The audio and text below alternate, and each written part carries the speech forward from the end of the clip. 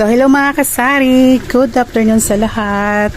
So, ayan pala, kauwi lang ng asawa ko. Ayan, kauwi lang galing namili sa local wholesaler. And then, mamaya, i-check ko kung may nagtaas na items na binili niya.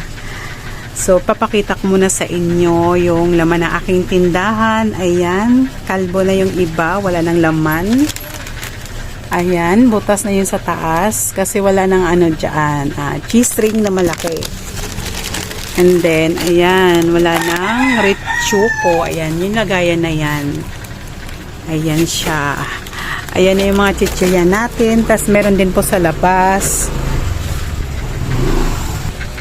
So, ayan, inarinsa ng asawa ko na yung gin. Ayan, isang box lang yan siya. Dahil yung sakto lang sa budget namin yung pinamili. Ayan yung ibang stock namin. Ayan. So, ito siya. Ito yung napamili ng asawa ko ngayon. Ayan. Naka 3727.75 siya. So, ayan. Sa local wholesaler lang to siya, guys. Tapos, bukas naman, may darating pala akong, ay, hindi pala. Sa Martis pala. Galing sa grocery. So, doon naman yung mga in-order ko doon ay yung mga pinakamabenta talagang items dito sa tindahan. Yung mga mura doon. Kasi mura doon sa grocery yung Kopiko Blanca at saka Kopiko Brown. So, ayun yung in-order ko doon. So, dito naman, dito sa local wholesaler na to, mura sa kanila yung Ritsuko. Wala pang 13 yung Ritsuko sa kanila. So, doon ako po nagpapabili. Ayan, mamaya i-haul ko sa inyo guys kung may tumaas ba na items or wala. So, ito siya guys. Ayan pala. Mas mura kasi sa local wholesaler kaysa Pure Gold itong mga to. Ayan, easy layo na yan sa Chocoflex. Sa kanila, 84 lang isang bundle na yan. So, lumalabas lang na 840 yung isa. Ayan. Lalo na to siya guys. Ayan, lalo na to. Mura to siya. Lumalabas lang siyang 12 ang puhunan. 13. Ayan. Pag sa Pure Gold kasi yan, 15 ang puhunan. So, ayan ay nabili ng asawa ko. Ayan. Tapos yung iba. Calchis. Ayan. So, yung puhunan pala nitong calchis na to is 1675 na. Ayan, 1675. I mean, yung cheese ring pala, 1675 na. So, 1720 yung bintahan ko nito. So, ito yung sinasabi ko kanina, mas mura sa kanila kaysa Pure Gold. So, kung saan kami makamura, doon namin binibili. So, ganun yung diskarte namin. Kung saan kami makamura, doon kami bibili para mabinta namin ng mura. So, ayan. Kaya yung bintahan namin nito is 15. So, sa kanila, ang puhunan niyan, yung calchis na yan sa Ritsuko is 11.75. So, magdo-12. Kaya 15. Pag sa iba mo kasi siya binili, magpo-40 na yung puhunan. So, 15 yung bintahan. Piso na lang yung tubo mo. Ayan. So, na-check ko na kanina guys kung may tumas ba na item sa resibo. Ayan. So, yung napansin kong tumaas na items is yung tawag nito, sour powder. Ayan. 39.50 na sa 6 na piraso.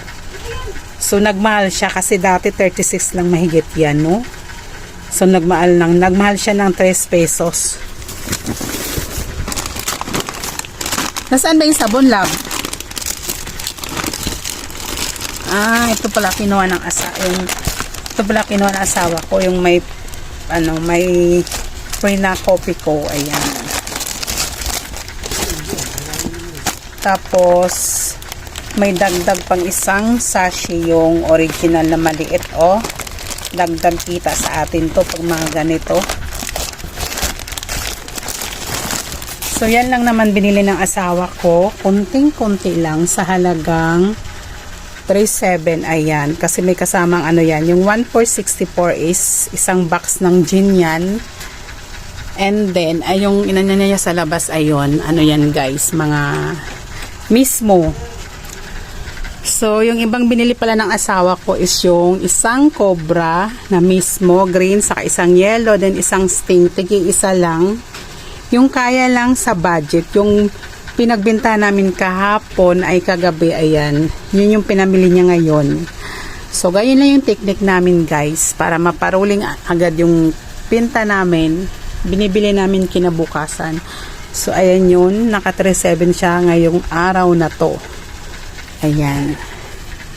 And then naman guys, after natin mag-check na mga pinamili ng asawa ko, pati kung may tumaas na item sa mga pinamili, ayan. So, syempre, i-display na natin agad para magkalaman naman yun siya, ayan. Katulad nun sa taas, wala na, diba? Kanina pinakita ko, wala na.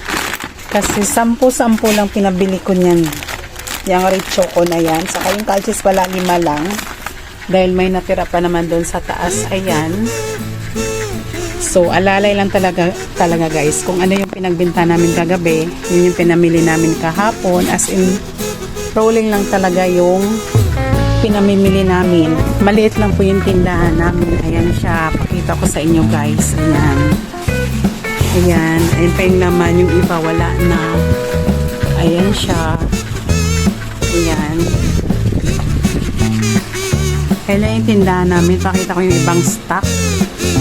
Sa Martis po may darating akong order galing sa grocery, ayan.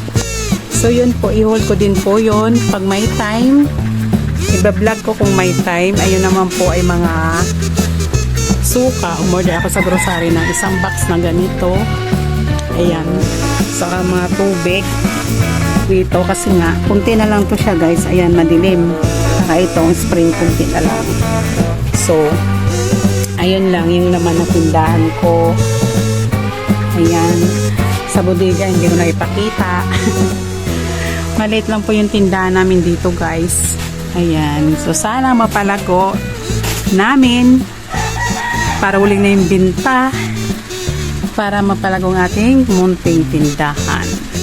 Ayun naman yung sa kabilang side. Ayan, yung mga stock namin. Kunti na lang talaga. As in, makakalbo na. Ayan. So kami pala mga kasari, hindi kami namimili ng mga hindi nabibinta sa aming tindahan. So dapat yung bibilin talaga is yung hinahanap ni customer. Ayan. Para rolling agad yung kita natin.